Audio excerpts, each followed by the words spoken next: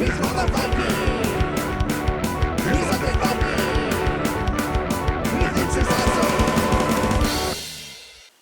everyone, this is me, the Undead Viking. This is Moonshine Run. Moonshine Run is a push-your-luck card game in which each person is going to be taking on the role of a moonshiner that is now racing their car along the backwoods of, whatever Appalachian Trail or whatever you want to call it, trying to get their illegal hooch to the speakeasies in town so they can make some money. Along the way, you are going to be contending with rival moonshiners, corrupt police officers, and just natural calamities like, just trees in the road and things like that. Remember, you're driving around these back roads at like breakneck speeds, no headlights, whatever. You've probably seen movies or like, seen that genre of TV show, if you will. There are some themes that I just never get tired of, and one is that gangster theme, and this is, quite just that. It is a gangster prohibition era themed game, and I always dig TV shows, movies, books, that kind of thing about that. So like I said, it is a push your luck game.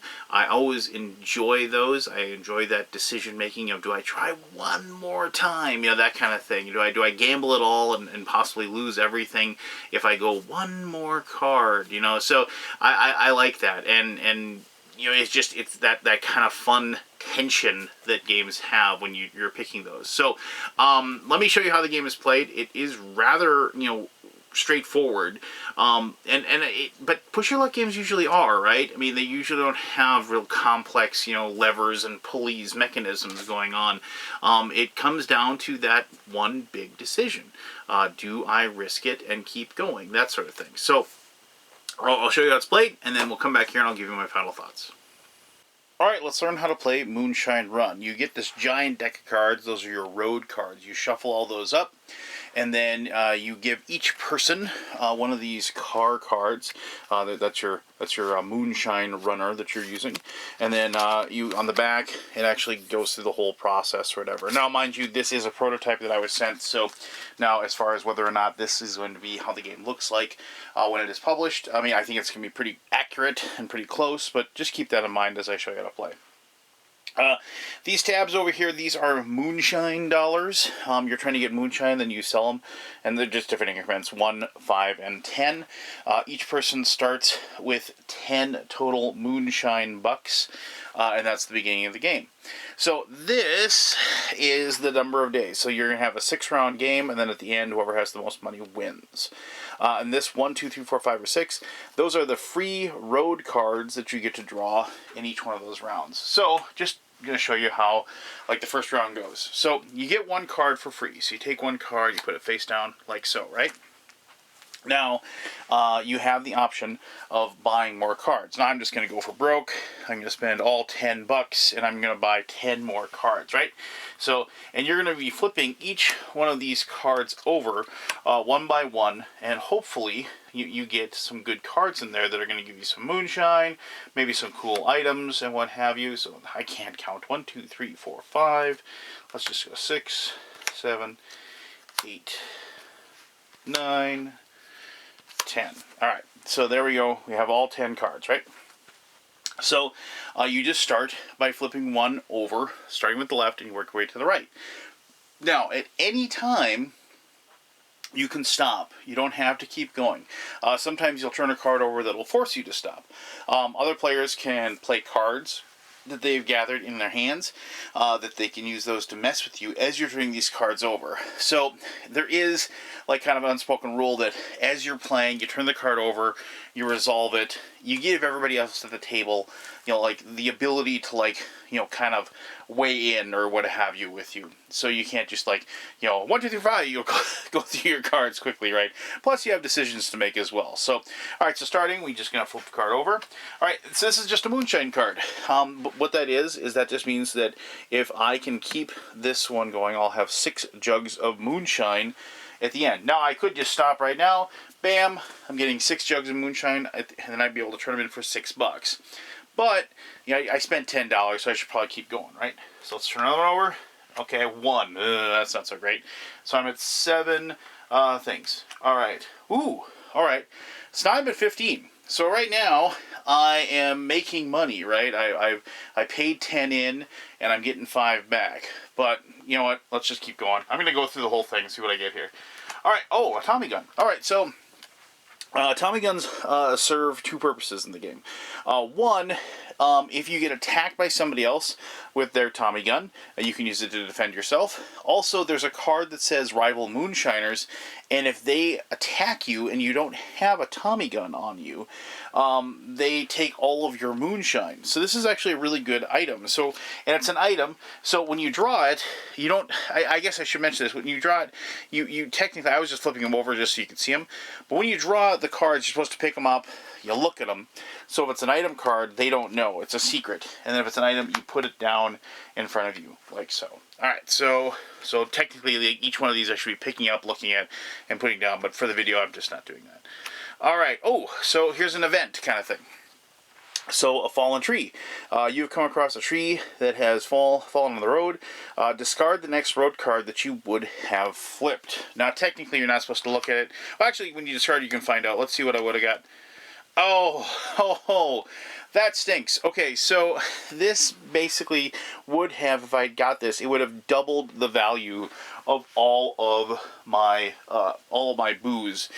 So because of the fact that this is like basically it increases the value of it. There's a card, and I'll show it to you in a little bit here. I'll find one that actually will have the value, but and you can't get multiple. So if I gotten 2 of these cards, you don't like double the double or anything like that. But oh man. That stinks, because if I had been able to keep that one, I would have had 30, and, well, alright, let's just keep going. And I probably would have stopped anyway, even though this is a video. So, alright, next card is, oh, the police. Oh, great. Alright, so, the police, you can either bribe them with 10 moonshine dollars, which I don't have. You can bribe them with 15 moonshine jugs, which is all of that. And the tip-off. Okay, so if you don't have any moonshine jugs and you draw the police, you can use them to tip off. You can tip them off to somebody else at the table that has a bunch of moonshine money, and you can send them after them. But we just started the game, so I don't. Or lose all moonshine jugs and end your turn. Well, I can give them all 15 of my moonshine. Technically, and I had to give up what I have, so I'll have 1 left, right? So I'm going to go ahead, I'll discard those like that. Well, this turn's not turning out as good as I had hoped, but okay, let's see what I get here. So 8, alright, so we're back up to 9, that's not bad. Let's turn another one over. Burn Stash. Okay, so this is another item. So, this item card allows you to select one of your opponent's unrevealed road card and discard it. So you could, like, take something away from somebody. So, or help them inadvertently if it was something bad. But, okay, and then might as well turn the last one over. And another 1. So I'm right back where I started. That was kind of a depressing turn, because I had it, right? I totally had like 15, and like, man, that fallen... Oh, anyway. So anyway, regardless, I made 10. I basically made back my investment. So I spun my wheels this round, but I did get 2 cool items. The Tommy gun is super good, because you can use it to attack somebody as well, and you can steal all their moonshine. So that's a really good weapon, and also the other item isn't so bad at all. So right now, at the end of the first round, I was going to get my 10 moonshine dollars back. Hopefully everybody else has bad luck as well. And we'll go forth. You just keep going until you get through all the days, and then whoever has the most money at the end of the 6 rounds will win the game. So I just want to show you some of the other things. So like here's the Rival Moonshiners card. If you have the Tommy gun, you only lose 2 moonshine jugs. Otherwise you lose all of them, and your turn is over. There's the bad moonshine. So if you get that, that would have the value rounded up.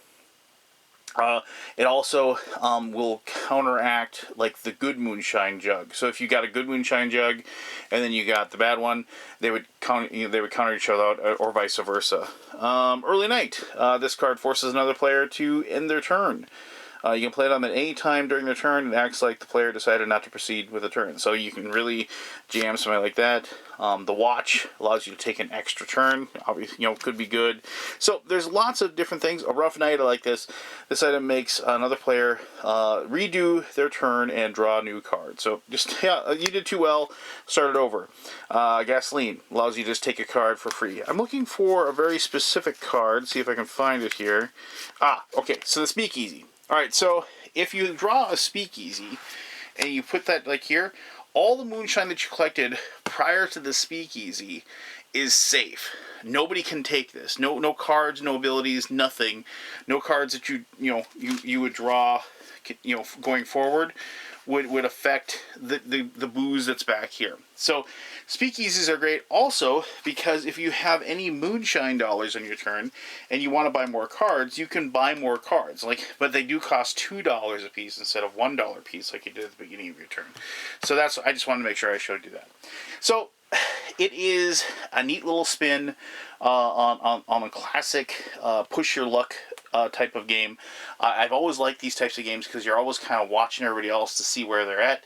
And also these games really promote a lot of attention being played at the board, and also promotes everybody kind of interacting and watching what everybody else doing. And the revealing of the cards, right, is the fun part of the game. I always like reveal moments in games, and this one has a lot of them. But I'll talk about all those things and more in my final thoughts. Alright, thank you very much for taking the time to learn how to play Moonshine Run. Like I said, it isn't going to be a complex rules type of situation, but it will be a complex game just because of the fact that you are in competition with the other players. You can directly affect their outcomes and their luck, per se. And it is one of those games where it all boils down to that one big giant critical decision. And if you're me, you always seem to pick the absolute worst thing. Well, you saw what I did. I had money. I had made something. And but I'm trying to think because I wanted to show you all the cards, right? And show you the playthrough. So I'm trying to, in my mind, think, well, would I have stopped? No, I probably would have played it exactly like that. So it just, and that's just the way it is. If those cards just kind of fall out like that, you just kind of have to make the best of it. And then the next round, just start up again and see what you can do.